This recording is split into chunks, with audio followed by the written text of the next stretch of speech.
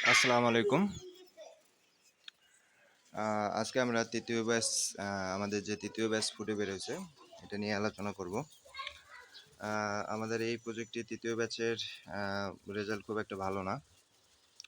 আমাদের এখানে আমরা ডিম দিয়েছিলাম 200টা। আমরা ডিম দিয়েছিলাম 200টা, কিন্তু আমাদের ফুটে বের করতে পারছি এ পর্যন্ত 123টা আছে। তার মধ্যে এই যে বাচ্চাগুলো দেখেন, এই বাচ্চাগুলোর অবস্থা খুব একটা ভালো না। এই বাচ্চাগুলোর অবস্থা খুব একটা ভালো না। আর মোটামুটি যেগুলো আছে এগুলো আর কি মানে দুর্বল, একটু দুর্বল।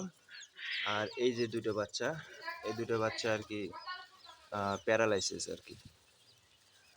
এটা হচ্ছে জন্মগত কিছু সমস্যা। আর মেইনলি হলো মেশিনের আর কি একটু সমস্যা, যদি ওই তাপের কম বেশি হয় বা আগে পরে হয়, এরকম সমস্যা দেখা যায়।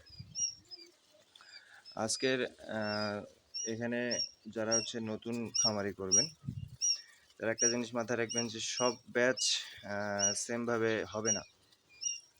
যেমন আমাদের প্রথম 2 ব্যাচের রেজাল্ট ভালো, আমাদের কিন্তু মোটামুটি একটা অভিজ্ঞতা আছেই, মানে এই 2 ব্যাচে হয়েছে আর কি। তারপরের ব্যাচে দেখেন কি অবস্থা। এর এর একটা প্রধান কারণ হলো আমাদের এটার সমস্যা হওয়ার প্রধান কারণ হলো কারেন্ট। আমাদের এখানে 2 দিন কারেন্ট ছিল না, সকাল থেকে সন্ধ্যা পর্যন্ত। কারেন্ট ছিল না, যার কারণে ইনকিউবেটর বন্ধ ছিল প্রায় 24 ঘন্টা। 24 ঘন্টা না হলেও 20 ঘন্টার মতো বন্ধ ছিল, গাছ কাটার কারণে কারেন্ট ছিল না। এমনিতে কারেন্টের সমস্যা হইতো না আগে, ঠান্ডার সময় এমনিতে কারেন্টের সমস্যা কম করে। এখন এখানে বিষয় হলো যে এই প্রসেসটায় আমাদের যে মেশিনের প্রসেস, এখানে 24 ঘন্টার একটা বিদ্যুতের ব্যাকআপ লাগবে। যদি আপনাদের 24 ঘন্টা ব্যাকআপ থাকতে পারে তাহলে সব থেকে ভালো হয়। যেমন আমি কিছুদিন আগে দেখলাম এক খামারির, যে কারেন্ট না থাকার কারণে 7 ঘন্টার মতো কারেন্ট না থাকার কারণে ওনার প্রায় 3000 বাচ্চা মারা গেছে। মানে একদিনের বাচ্চা নিয়ে আসছিল, এই বাচ্চাগুলো আর কি মারা গেছে, মানে হিটিং না পাওয়ার কারণে, হিট না পাওয়ার কারণে। আর কোয়েল পাখির বাচ্চাগুলো ছোট হয়, আকারে অনেক ছোট হয়, মানে মুরগির বাচ্চার থেকে তুলনামূলক ছোট। এখন এর ফলে হয় কি, এদের এদের মানে মরার যে পার্সেন্টেজটা, এটাও আর কি খুব বেশি। এখন মুরগির বাচ্চা হলে এর থেকে আরও বড় একটু একটু মানে যত বড় প্রাণ হয় আর কি, তত প্রাণটা আর কি শক্ত হয়। এখন এদেরকে টিকানোটা আর কি একটু মুশকিল প্রথম দিকে। তা প্রথম দিকে যদি আমরা এই বিদ্যুতের ব্যবস্থা না করি, মানে প্রথম দিকে বলতে কি, যে ব্রুডিংটা হয়ে যাওয়া পর্যন্ত, তাহলে আর কোনো সমস্যা থাকার কথা না।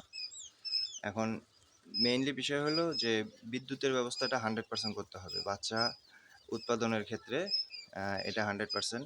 আমরা একটা বিষয় নোট করলাম আর কি, যে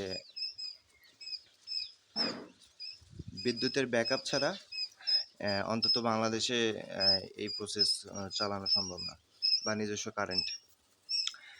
আমাদের এখানে 3টা বাচ্চা এখনও খারাপ আছে, তাহলে আমাদের 123টার মধ্যে থেকে 3টা আরও বাদ দিলে আমাদের 120টা বাচ্চা থাকতেছে। তার মানে আমাদের তৃতীয় ব্যাচে 200 ডিমের মধ্যে অনলি 120টা বাচ্চা ভালো আছে।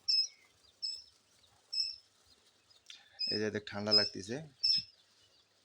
লাগতেছে, সব একখানে হচ্ছে। এর উপরে এটা নামাই দিলে আর ভিতরে আবহাওয়াটা গরম হয়ে যাবে, তাহলে তখন আর একসাথে হবে না, এরা সবাই ছড়ায় থাকবে। তো এটা হলো বিষয়। আপনারা যারা নতুন করতে চাচ্ছেন খামার, কোয়েলের খামার হোক, মুরগির খামার হোক, এই বিষয়গুলো। আর মেইন আরেকটা বিষয় আছে, সেটা হচ্ছে ক্লিনিং, মানে পরিষ্কার পরিচ্ছন্নতা, এটা আর কি খুব জরুরি। এই পরিষ্কার পরিচ্ছন্নতা থাকতে পারলে আপনার বাচ্চাগুলো সুন্দর, মানে ভালোভাবে আর কি বড় হবে, কোনো রোগবালাই ছাড়া। আর কিছু কিছু গুরুত্বপূর্ণ ওষুধ আছে যেগুলো না দিলে নয়, এখনকার বাজার হিসেবে বা এখনকার পরিবেশ হিসেবে। তো সেগুলোর একটা ভিডিও আমরা দেওয়ার চেষ্টা করব। আজকের মতো এতটুকুই। সবাই ভালো থাকবেন, আমাদের চ্যানেলটাকে সাবস্ক্রাইব করবেন, আমরা নতুন।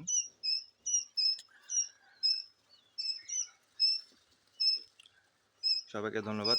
আসসালামু আলাইকুম।